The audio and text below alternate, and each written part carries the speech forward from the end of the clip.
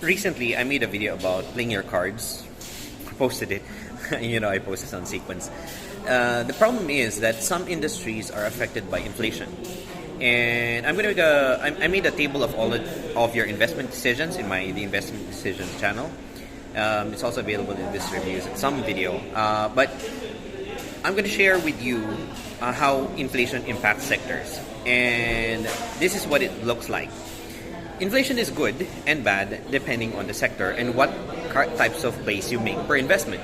So let's say you had only one investment vehicle, and that's the only choice you have. Let's say getting employed, investing in stocks, doing forex trading, investing in cryptos, buying real estate, and each of these would have different moves, right? Buying real estate would be buy, hold, sell in the future. It could be having it rented out, stuff like that. Forex could be like buy and sell. It could be a margin trade. It could be a CFD trade or whatnot. So there are different plays per investment decision vehicle, but there would be different impacts when it comes to inflation, right? So if you have higher inflation, that would do a bond play really bad, especially if the inflation is higher than the bond rate. So let's say you're expecting the inflation per year to be increasing by 10%. And the interest that they provide with the T-bill, with the treasury bill, is just 4%, right? Did I say 10? So if the inflation is 10% and the T-bill is 4%, you lost 6%, right, that year. And this is unique to...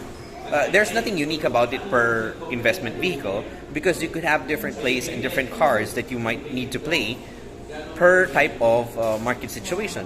If inflation is really low, going for a T-bill might be great because you'd have to reduce that and, of course, your taxes to see if you are making profit that year, right?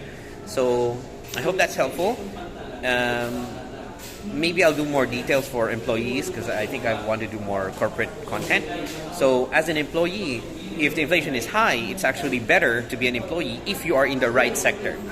The sectors might be different. Like let's say if there's a market downturn, the certain sectors that you should have, and I have a graph for that I can show for you in the future.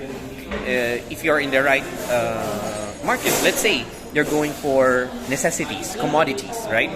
Then you're better off as an employee because you have job security and you have to wait for the market to pan out, right? So I hope that's helpful.